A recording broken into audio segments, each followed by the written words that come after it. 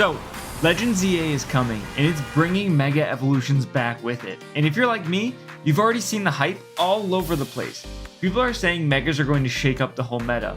But here's the thing, I don't think it's going to play out the way most people expect. In fact, I've got some pretty hot takes on what's about to happen to Draft League once ZA drops. What's going on, my fellows? Your boy DyeItTight, and today we're going to talk about how I think Legend ZA is going to absolutely flip Draft League on its head. From Mega Bans to Terra still being king, I'm breaking down the future of the meta. Let's get into it. Let's kick this off with one of the biggest points about Legend ZA. Not every Mega is going to be legal in Draft. In fact, 4 of them are almost guaranteed to be banned right away. 2 of these being Dragonite and Greninja, the new ZA Megas that everyone is talking about. Then there are 2 story-related Megas that are clearly designed for single-player moments. Because of this, Draft League isn't going to allow them. Banning them keeps things fair and makes sure drafts don't get completely unbalanced. With these 4 off the table, the rest of the Megas are still available for draft. Players will have choices to make and still incorporate Megas into their strategies. But this also sets up a very different kind of Mega. One where the hype isn't just about drafting the absolute top tier broken Mega Pokemon, and where creative decisions and planning will matter even more. This is an exciting starting point for ZA Draft Leagues. The bans shape the draft, but they also leave enough room for interesting decisions and surprise picks. It's going to make the first season really fun to watch and really different from anything else we've seen.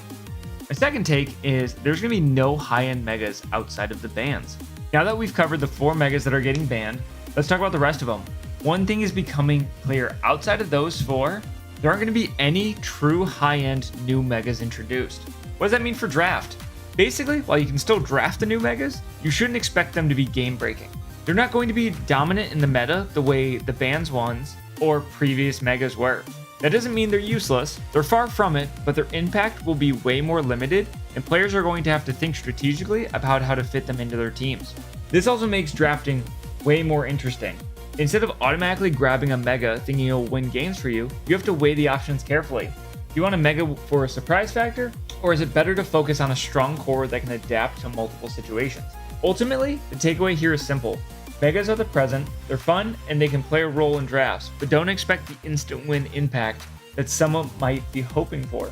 That's why other tools and strategies are going to be more important than ever in Legend ZA Draft Leagues. My third take is most Megas will end up being mid-tier nostalgia picks. Now that we've talked about new Megas, my next point is I think most of the Megas that are going to be available, whether the new ones or the old ones, are going to end up being mid-tier nostalgia picks. And what do I mean by that?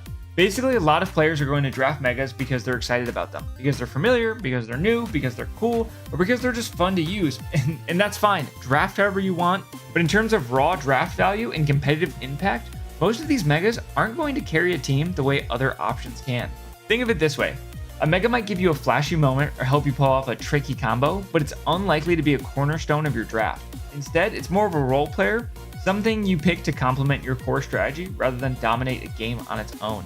This also makes drafting a little more interesting. Instead of everyone chasing the same strongest Mega, players will have to think about how a Mega fits their team and what options are out there. It rewards creativity and smart planning rather than going for the hype. But yeah, Megas are back and they're fun, but in the grand scheme of Legend ZA, most of these will be more about nostalgia and flexibility than pure power. For my next take, I think Terra is still going to be a stronger mechanic. Now that we've covered Megas and how most of them aren't going to be top tier, it's time to talk about a mechanic that's still going to dominate the meta: Frastalization. Terra is just a different kind of tool. It's way more flexible, it can create huge swing moments, and it works with any Pokemon you draft as long as they're not banned. Unlike Megas, which lock you into a single choice for a week, Terra allows players to adapt in real time and exploit weaknesses in their team. In a draft setting, that's huge.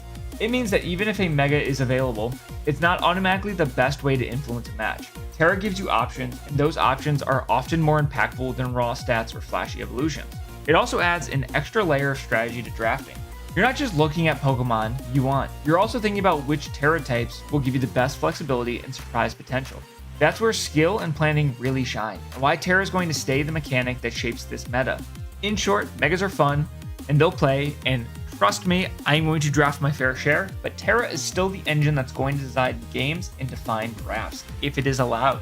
My take number 5 is that leagues will draft 2 Megas but only bring 1. This one's more of an interesting prediction for how Draft League themselves are going to change with the ZA's Mega. but I think we're going to start seeing leagues allow being able to draft 2 megas but only bringing 1. And why? Well, it makes a lot of sense when you think about strategy. If you only draft 1 mega, your opponent can predict it more easily, and prep becomes simpler. But if you draft 2 and choose which one to bring each week, it adds a layer of mind games. Now your opponent doesn't know what you're going to lead or how you're going to approach the match, which makes planning way trickier. This also gives more flexibility. Even if 1 mega doesn't fit the team you're building for a given week, it encourages creativity, team building while keeping drafts fair and balanced, and you get to use more of the cool mega Pokemon. It's a simple rule change, but has big implications. Suddenly, megas aren't just standalone picks, they're part of a larger strategy that interacts with the way you plan your week, your team composition, and your matchups. In other words, drafting megas will still matter, but it's not just about raw power anymore. It's about making choices, predicting opponents, and using your roster in the smartest way possible. Now let's shift from megas and Terra to the meta as a whole. One thing I think is going to be really noticeable in Legends ZA is that defensive play is going to take a step back. Each generation, we see a slow creep towards stronger offensive tools. ZA is no exception. There are more ways than ever to apply pressure and threaten knockouts, and the number of Pokemon that can reliably check those threats is shrinking. What that means, in practice, is that drafting a super defensive team isn't going to be the safe win your week option it might have been in past drafts. Players will be forced to think more about speed control, hazard management, and offensive matchups. It's going to reward proactive drafting and smart prediction rather than just building walls. That's not to say defense won't exist at all. It will still have a role, especially for pivoting and support, but you can expect games to feel faster and more aggressive. Meta is shaping up to reward offensive planning and quick adaptation, and defensive staples just won't dominate the way they might have in previous seasons. In short, if you're coming in thinking you can coast on walls and bulk, you're going to have to rethink your approach. Legends ZA is shaping up to be a meta where offense drives the action and defense drafting is secondary to creativity and pressure. My final take is weather will make a comeback. Finally, let's talk about one of the most exciting possibilities for Legends ZA draft leagues. Weather is likely to make a comeback as a top tier strategy. With defensive options weaker than before and offensive tools stronger, weather-based teams suddenly become much more threatening. Sand, rain, sun, these setups can control the pace of a match and force your opponent to react. And in a meta with fewer reliable walls, that control becomes even more powerful. Players who draft strong weather setters and follow-up Pokemon are going to have a huge advantage. Rain teams, for example, could hit harder and faster, while sun teams can take advantage of boots that suddenly feel more impactful without bulky walls in the way. Even less used strategies might see a spike in viability because the draft pool is full of options that can support the team. What's really exciting is how this shakes up drafting decisions. Weather isn't just about picking a single strategy, it's about predicting what your opponents will do, countering their setups, and timing your own offensive swings perfectly. It adds another layer of depth and skill to the draft that can change a game. So if you're looking for something that could define the ZA's meta, don't sleep on weather. It's going to be coming back in a big way, and it might just shape the pace and style of matches more than any mega could.